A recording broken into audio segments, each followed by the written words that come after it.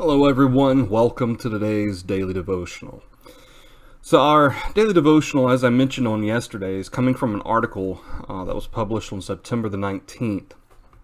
It says Kroger fired Arkansas workers who refused to wear LGBT logo, lawsuit says. Of course, LGBT represents the lesbian and gay community, and the logo, which is pretty well known and includes a rainbow and that sort of thing. And it's an interesting situation that's being reported here. I want to read the article and then talk a little bit about it and look at one passage for us today. Kroger's being accused of violating federal law for allegedly firing 2 employees who refused to wear a rainbow emblem, which they believe contradicts their religious beliefs. The Equal Employment Opportunity Commission accused the supermarket in a lawsuit filed Monday of terminating the women after they asked for a religious accommodation so that they didn't have to display the rainbow. The lawsuit claims that a Kroger store in Conway, Arkansas, implemented a new dress code in April 2019 that required all employees to wear a new apron with a new logo, a rainbow heart embroidered on the top left portion of the bib. The rainbow flag has long been a symbol of the LGBT community. Both of the defendants of the case, 57-year-old Trudy Rickert, 72-year-old Brenda Lawson, believe in the, quote, literal interpretation of the Bible and hold a sincerely held religious belief that homosexuality is a sin. Because of these beliefs, the defendants made multiple oral and written requests to management to wear another apron. I have a sincerely held religious belief that I cannot wear a symbol that promotes or endorses something that is in violation of my religious faith, Rickard told management in a signed, handwritten letter May 1st, 2019. I respect others who have a different opinion and am happy to work alongside others who desire to wear the symbol. I'm happy to buy another apron to ensure there is no financial hardship on Kroger. Rickard and Lawson claimed that instead of granting their requests, they were disciplined multiple times. According to the lawsuit, Rickard was fired May 29, 2019. Lawson was fired June 1st, 2019 for repeated violations of the dress code. Despite firing Rickard and Lawson for their objections to the dress code on religious grounds, the lawsuit claims other employees were accommodated. Defendant employer did not discharge other employees in the workplace who did not request a religious accommodation but who simply declined to wear the new apron or who covered the heart logo. Kroger declined to comment. The supermarket celebrates its commitment to LGBTQ plus inclusion and equality on its website. We will continue to put actions, so on and so forth, and Kroger talks a little bit. Title VII of the Civil Rights Act of 1964 says it is unlawful for any employer to discriminate against any individual with respect to his compensation, terms, conditions, or privileges of employment because of such individual's race, color, religion, sex, or national origin. Companies have an obligation under Title VII to consider requests for religious accommodations. It is illegal to terminate employees for requesting an accommodation for their religious beliefs. The EEOC protects the rights of the LGBT community, but also protects the rights of religious people. All right, so it sounds like a kind of it would seem to be an open and shut case if everything that's being reported is accurate. Now, let me be clear. Sometimes with situations like this, there's missing information or something like that. That maybe there was other issues taking place. But based on the article alone, this Kroger in Arkansas, of all places, fired these 2 ladies because of a religious issue with wearing a pin that promoted the gay community and promoted the LGBTQ concept or belief. And after repeated violations or being disciplined repeatedly for violating the dress code, not wearing their pin, they were fired. Whereas, as the article mentioned, other people who didn't claim a religious accommodation but simply asked to wear a different apron or covered the pin were let off the hook. And so certainly it does seem as though this is a religious problem or religious issue. And I appreciate the fact that they make this statement that I have a sincerely held religious belief that I cannot wear a symbol that promotes or endorses something that is in violation of my religious faith. She's happy to work with other people. Okay, that's, and these individuals, it's interesting because, and this is what I mentioned yesterday during our sermon on Sodom and Gomorrah. This is, they believe, quote, in the literal interpretation of the Bible and hold a sincerely held religious belief that homosexuality is a sin. Whether, I don't know if Brenda Lawson and Trudy Rickard are the ones making that statement, or if that's being quoted from the lawsuit, or where that quote is coming from. It's not acknowledged, but that phrase, literal interpretation of the Bible. And of course, as we talked about yesterday, you read 1 Corinthians chapter 6 and in verse 9, there is no other way to take that scripture. It is absolutely literal with regard to the condemnation of homosexuality and adultery and so forth. But they hold a sincerely held religious belief that homosexuality is a sin. And what this is just underlining further a situation that is taking place in our society, and the movement is becoming very, very obvious.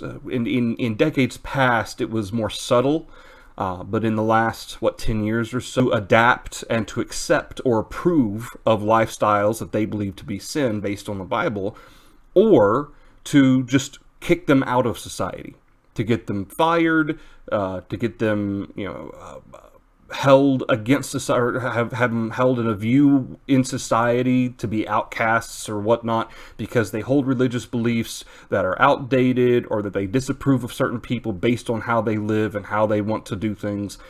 And this is, again, if everything in this article is accurate and this is all the information, it certainly does seem to be an open and shut Article 7 issue, because you're not supposed to be able to fire somebody regardless of if you openly, and of course Kroger does on their website, they openly show their commitment to LGBTQ inclusion and equality.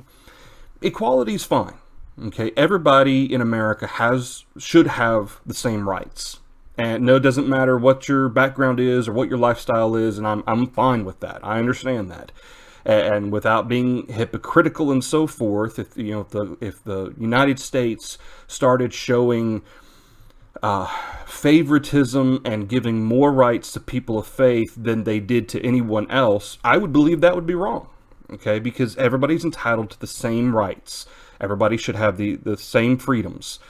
However, there comes a point where, again, assuming that this is all true, where Kroger, because they openly support the LGBTQ community, and yet they have in their employ religious people with religious convictions, something's got to give somewhere.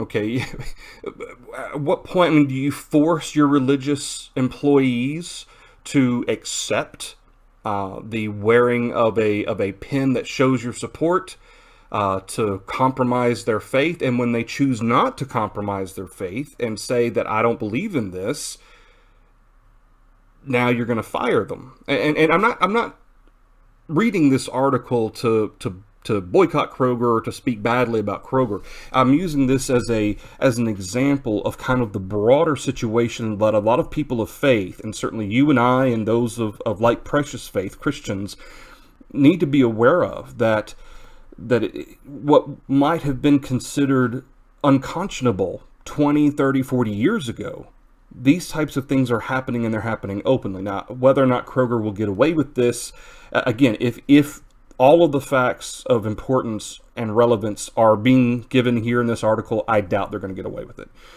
If that's all it is, and it wasn't some behavioral issue, or they were yelling and screaming at customers or something like that, okay, and there may be more to the story, but assuming it was just because of their request for religious accommodation, that they did not want to support the LGBT community with that pin and give the impression that they approve of that lifestyle, then that is absolutely an open and shut case. But this has happened multiple times, and we've examined on multiple occasions, multiple daily devotionals, situations similar to this.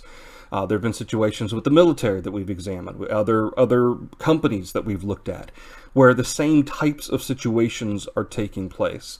And it just goes to show that more and more, especially the way the trend is going at the moment, and it could shift back.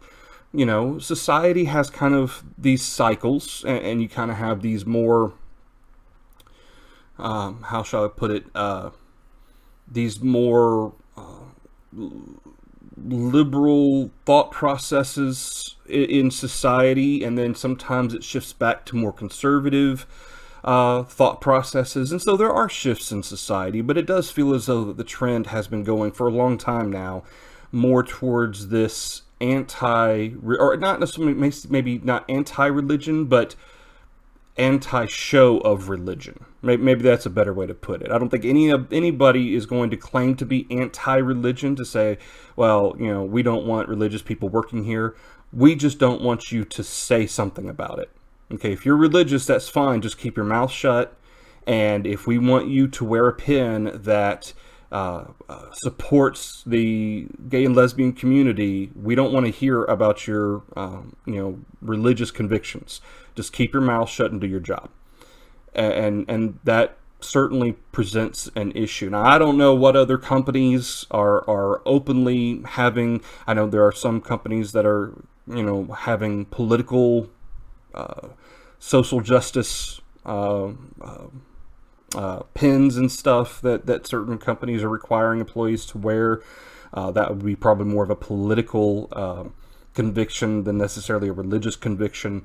But certainly there are other companies who openly support the gay and lesbian communities in terms of I guess you could say. And again, let me be clear. I'm not condemning the push for equal rights. I don't have a problem with equal rights. The issue here is exalting one group of people above another and saying that their rights are more important than someone else's rights.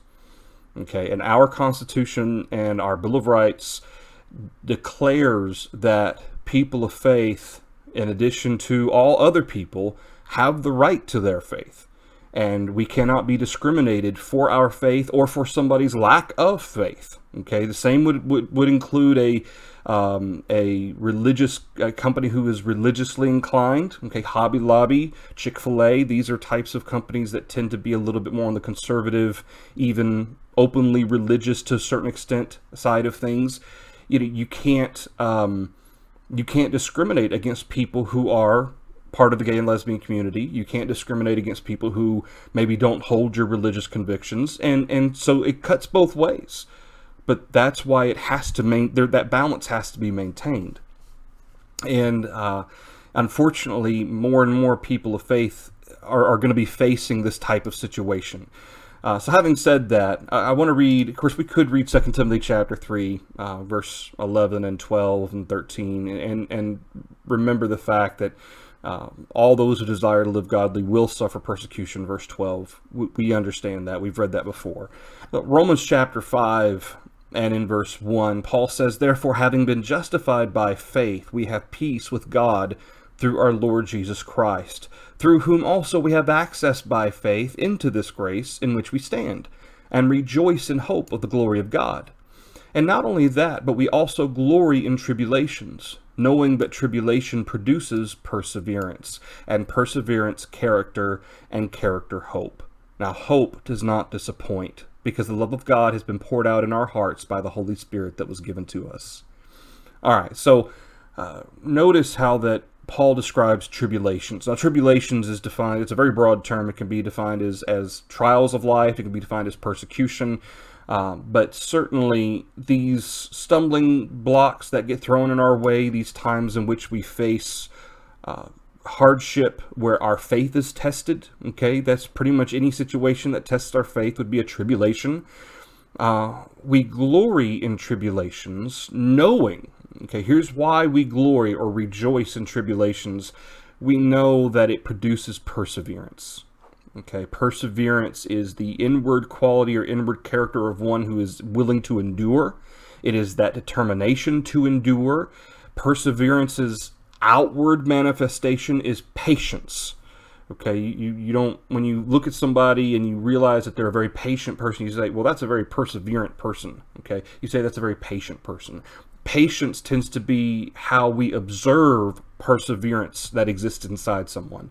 Perseverance is that steadfast determination to serve God no matter what, the willingness to endure no matter what, and therefore it creates this way in which I handle myself, the way in which I present myself, how I deal openly with my emotional control and behavior, my conduct. Therefore, then shows that perseverance then shows through my conduct as patience. And that's where people listen. He's very patient. He's very self-controlled. He's very even-keeled. Maybe he doesn't allow things to get to him or whatever. And that patience, that willingness to go through these difficult times, it speaks to that inward character of perseverance. So obviously in situations like this, and again, I don't know how many of us currently maybe even are in jobs where our faith is being tested. I know there's one particular individual who's watching right now who ultimately had to leave their job because of situations of their faith being tested, and it just got to the point where they had to do something different. And so they had to leave their job because of that. And that takes great strength. It takes great courage to be willing to do something because you know for yourself and your service to God that maybe I need to do something else. That's okay. Sometimes that's what we have to do.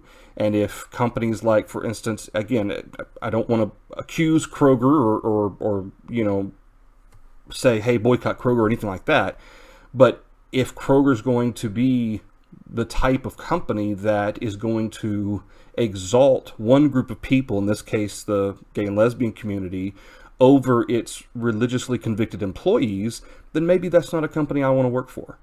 Maybe I go find a different, and not everybody has that option, I understand, but maybe that's something I think about is if this is going to be the type of situation I have to deal with every day, and they refuse to acknowledge it, and they're threatening to fire me and all this stuff, maybe, maybe it's better to find a different grocery store to work for or whatever. But unfortunately, that is the society in which we live now. Okay, that's the daily devotional for you today. I hope that's something beneficial, and I hope there's a good balance of these daily devotionals between. I don't want to discourage people. I don't want. In fact, the exact opposite is the goal of the daily devotional. Daily devotionals are designed to remind us of what our goal is. Our goal is heaven.